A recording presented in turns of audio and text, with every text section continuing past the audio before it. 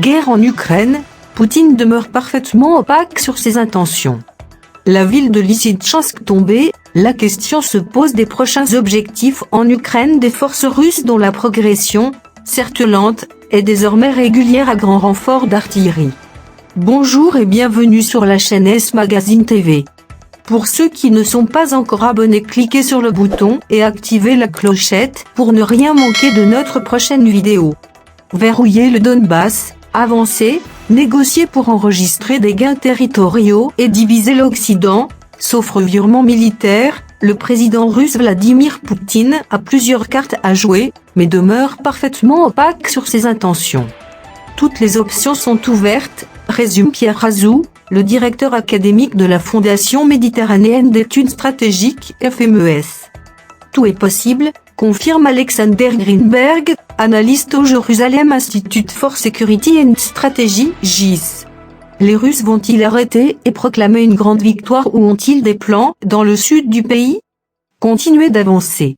Plus personne ne semble pouvoir empêcher les Russes de contrôler totalement le Donbass, déjà en partie tenu par des séparatistes pro-russes depuis 2014, même si des poches de résistance demeurent.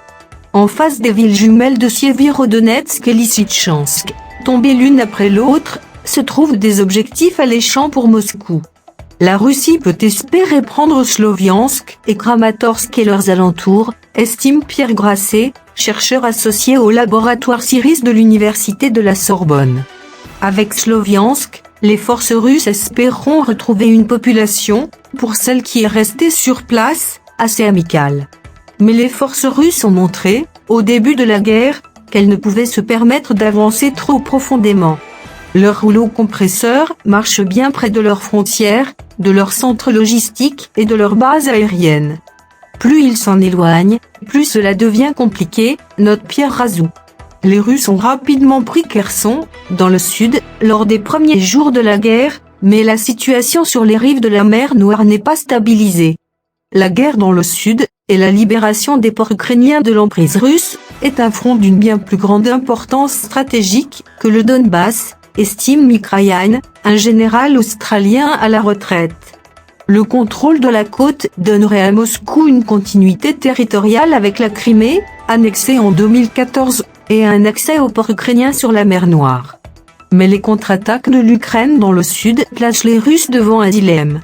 Est-ce qu'ils maintiennent l'offensive à l'est ou renforcent-ils le sud de façon significative?